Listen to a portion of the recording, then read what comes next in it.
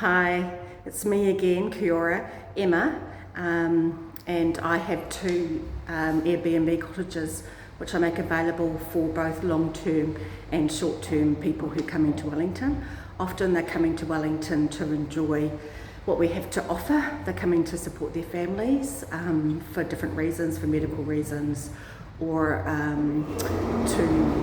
if their children are having a newcomer, a new baby to their residence and so forth. So look, I'm the big bananas versus the little grapes person, and if you haven't seen my earlier video, I suggest you do that. Look, I'm not an activist, but I want my voice to be heard because I've just sat in the council meeting, and I understand that in 2 days they are going to send out submissions for feedback, and they've since made an amendment to that, but the amendment they're making about short-term rentals, it just is not clear, and it really is going to impact on a lot of people, and not just people who have Airbnbs, because we just use the platform because it's easy to advertise.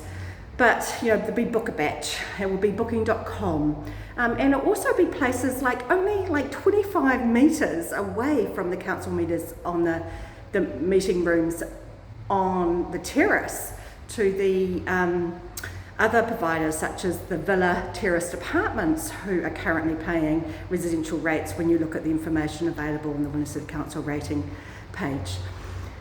Yeah.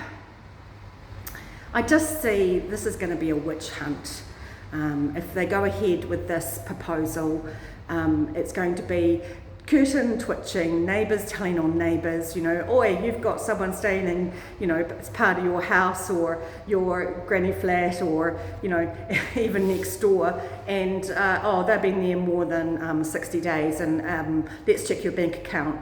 So I just see whether you've been paid for it. Yeah, so, and I also see that this proposal that's going to go out to the public, we're going to get punched down. But how the council's been punched down by government, we're going to be punched down. I really see the comments from people saying, oh, you're evil capitalist, oh, you're, sell your houses, I don't see a problem. And they don't really understand what we're providing, that longer term accommodation, which I provide, for people who are immigrating to Wellington, who need somewhere to stay before their stuff arrives, their homewares arrive, or people on short-term contracts like lecturers at Victoria University, or at the hospital I've hosted nurses and doctors. So, where are they supposed to go with their families? Because I do see that this is going to have a huge impact for us in Wellington, and a lot of those options to book a batch, everyone's gonna stop because, well, most people will stop. I have to say hand on heart because it's just so complex. It's going to be a witch hunt. They're going to burn us at the stake. So it's really unfortunate, and I'm really aware that it's the people who actually are wanting extra income so they can pay their own rates. And it's targeting predominantly women. We know that a lot of women are hosts on Airbnb, as well as the elderly, who want to stay in their homes. They want to stay in Wellington, and to do that, they do allow others to share other parts of their house or whatever. Look, and I think, it was also interesting to hear a councillor referring to, comparing Wellington to London and New York and Barcelona and so forth. But, they didn't say why. They didn't say why that was happening. And they're saying that people like myself, who have a couple of little cottages, with 4 bedrooms in total and a sleep out, that that we are taking away from housing, and from the local people. We know that happened in New York City, that because it was taken away from, and it was driving up the rents. But at the moment, like I said, there are so many places available for rent in Wellington as we speak, and I just see that the cost of those rentals are dropping. I see a lot of these houses and units and apartments and flats that they've been empty for a long time, and they've been available for a long time, and the landlords are struggling. They're struggling to fill them. It just doesn't make sense. And I just urge you to, I think we need some more information. They have talked about a prorated approach to people like myself, and others who are meeting a market, but I want more information. I want to know what I'm in for before I make a submission, because at the moment in Wellington we're paying times 3.7 more than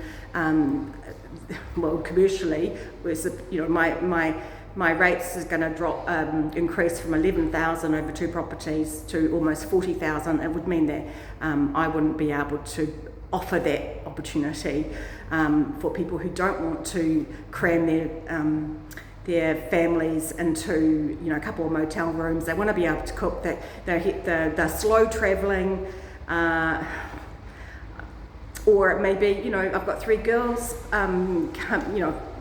coming with working visas or voluntary work to up their CVs from around the world, and they don't want to be in a hostel room, because you might see that that the listings might be $140 a night or whatever, and all the GST and everything gets added to that, and the service fee and cleaning fee. Well, I don't charge a cleaning fee. Anyway, that's beside the point. But I reduce the rates significantly, to make it affordable. So it's just like renting a long term. But the furniture's there, the linen's there. You just turn up with your luggage. What you're allowed to fly into Wellington with. So I just urge the council, have some common sense. What are you doing to our community? A lot of people are hurting, and I just think it's an absolute shame. And I've got lots of questions. I've got more questions than answers. What if I rent the cottage? I've got my son coming home to Wellington. If he's in Wellington for 6 months, he'll be living there. Does that mean that I pay half of the 3.7? Or do I pay the full amount? Because that seems to be implied now. I think there's more research and more analysis, and actually being in contact, with some of the providers like myself and others, so that they can actually tell their story and they can get an idea of what might be fair. Because I'm just asking for a fair go. And it's just really frustrating that it's a city I love, and the dynamic's going to change. And and I'm also really aware with this punching down, with this submission and people ticking the box, if they agree or disagree or whatever. I can just see that people were thinking, oh, she's wealthy, they'll be thinking of their experience. Let's make them pay, so that my rates aren't affected. There's no communication about that. At the moment we know, well, look, just top of my head, that the commercial rates versus residential rates is 55 to the commercial side. So 55% of the income will come from commercial. I just don't believe that the City Council have the resources, to, I don't know, I'm just frustrated, and I just think this is a really sad move for our city, and I think I've put my hand up, and I would urge other people who do what I do and offer that hospitality to people, for the longer term, which I do, and then filling in the gaps.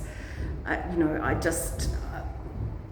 think it's a disservice to the ratepayers, and and you know, people who are already struggling trying to pay their rates because they're just going up every year, and it's just a heavily weighted submission, and of course people will be concerned that their rates are going to go up, so they'll want people like myself to be charged commercial rates, and there goes those visitors to Wellington, because you know, if we want to stay in business, we're going to have to up our rates substantially, and so they'll be unaffordable, because it's that balance, right? You know, I'm just meeting the market, yeah.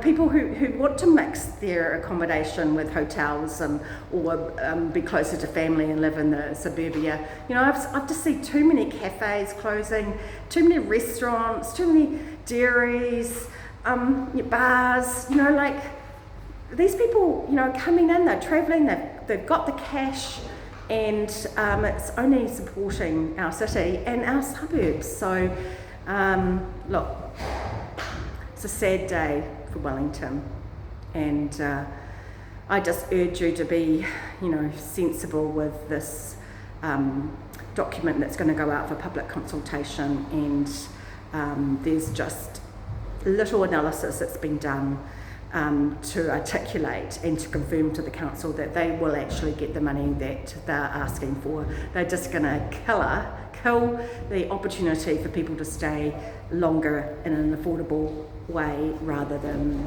staying in hotels, or hostels. Okay, that's me. Cheers.